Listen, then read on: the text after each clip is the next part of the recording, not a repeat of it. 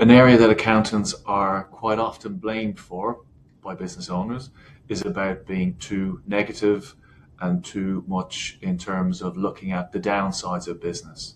But the reality is a successful or a consistently successful business is built not only on driving growth and driving the positivity in the business, but also managing the downsides and managing the bumps that will no doubt come along the way.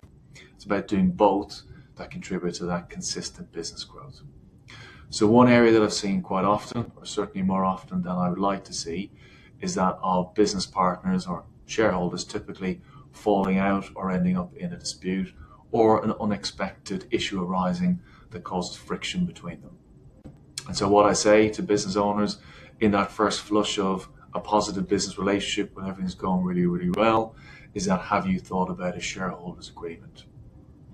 And the reason I say that is because there are a lot of what ifs. What if your fellow business owner decides to, or because of family reasons needs to move to Australia? What happens if his wife has a new job somewhere else in the United Kingdom? How does the business continue on that basis? What happens if one partner becomes very, very ill and can't contribute or work as much as the other business partner? What happens if there's a sudden disagreement on the direction the business needs to take, or in certain decisions that might need to be taken in order to continue growing the business on a successful basis? All of these are the what ifs that can lead to disputes or disagreements or the breakup of a business relationship.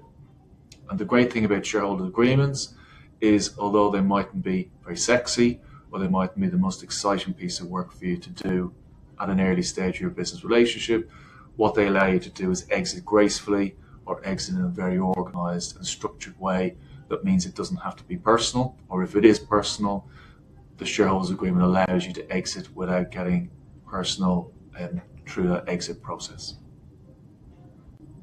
So what is a shareholders agreement? In very broad terms, it's just about thinking about what those what ifs are and putting something down in writing, agreeing at that early stage, and then following it when the shareholders agreement is actually required. But if you do want to talk about shareholders agreement,